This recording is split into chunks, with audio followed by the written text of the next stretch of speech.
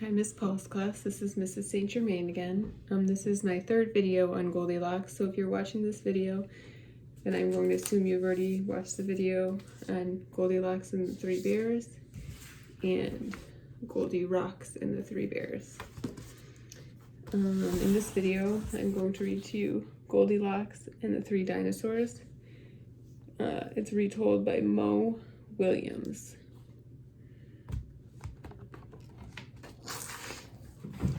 Goldilocks and the Three Dinosaurs.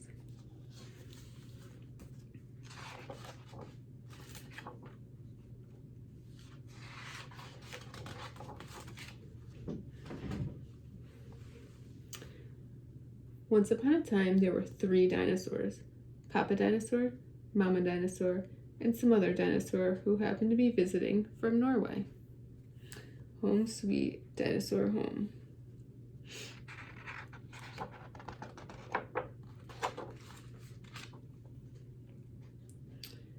One day, for no particular reason, the three dinosaurs made up their beds, positioned their chairs just so, and cooked their 3 bowls of delicious chocolate pudding at varying temperatures.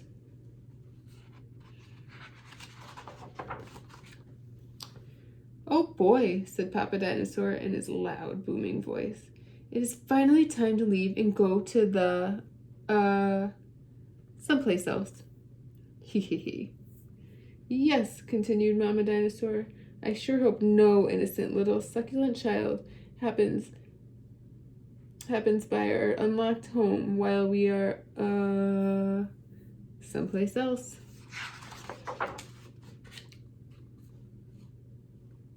"Har, har, Horgefisk, Hujark." Then the other dinosaur made a loud noise that sounded like a big, evil laugh, but was probably just a polite Norwegian expression. The three dinosaurs went someplace else and were definitely not hiding in the woods, waiting for an unsuspecting kid to come by.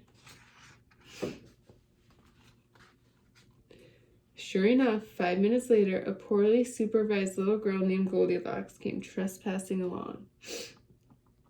Just then, the forest boomed with what could have been a dinosaur yelling, "Gotcha!" But I'm pretty sure it was just the wind. The loud noise was immediately followed by another loud noise that sounded kind of like, "Be patient, Papa Dinosaur. The trap is not yet sprung." But that could have been a rock falling or a squirrel.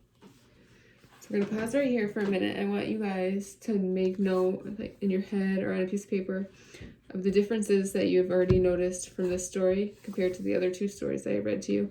And I want you guys to make a prediction in your head on a paper, or you can tell somebody near you of what you think is going to happen next.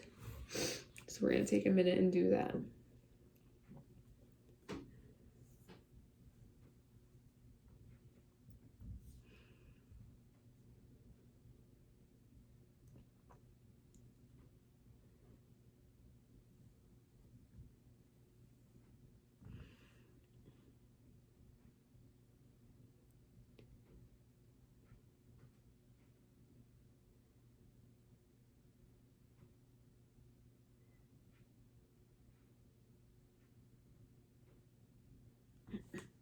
All right, so now we are going to read on and find out what happens next.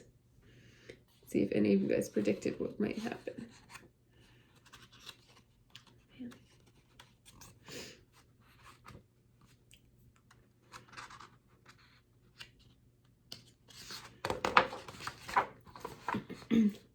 Either way, Goldilocks was not the type of little girl who listened to anyone or anything. For example, Goldilocks never listened to warnings about the dangers of barging into strange, enormous houses.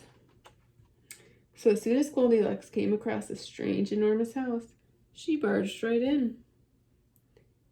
"Welcome." Tee-hee-hee.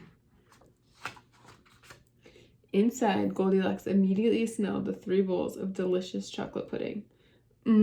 Said Goldilocks. "That chocolate pudding smells delicious. If only I could get all the way up to the top of that counter." Then Goldilocks noticed a very tall ladder that just happened to be there and certainly wasn't left on purpose. Goldilocks climbed up the ladder and found herself face to face with 3 gigantic bowls of chocolate pudding.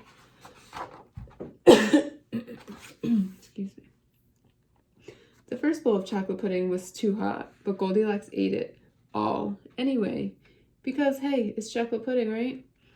The second bowl of chocolate pudding was too cold, but who cares about temperature when you've got a big bowl of chocolate pudding? Not her. The third bowl of chocolate pudding was just right, but Goldilocks was on such a roll by now, she hardly noticed. Soon Goldilocks was stuffed like one of those delicious chocolate-filled little girl bonbons, which, by the way, are totally not the favorite thing in the whole world for hungry dinosaurs. Tired and groggy, Goldilocks noticed 3 chairs in the living room, so she climbed down the ladder and walked out of the kitchen.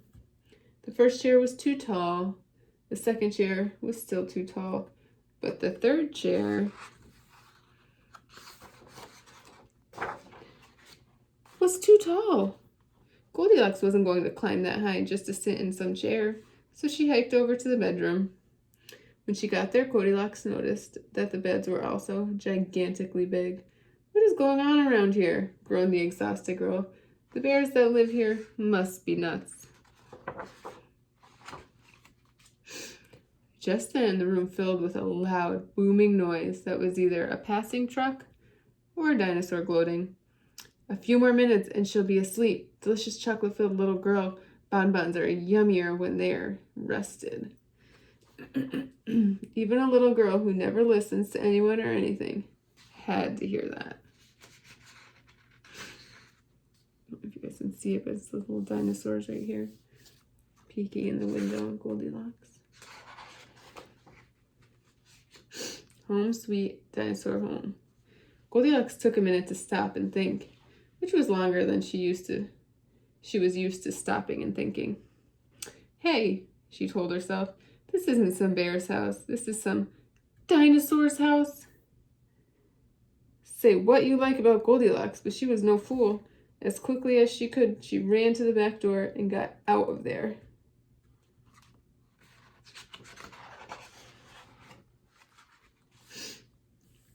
Just then, a loud plane flew by, which sounded pretty much like a trio of dinosaurs yelling, "Now!" or "Charge!"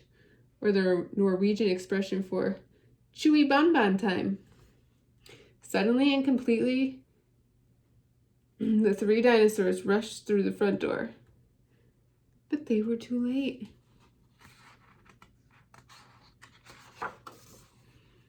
Goldilocks was gone, and all that was left in the house were 3 disappointed dinosaurs. The end.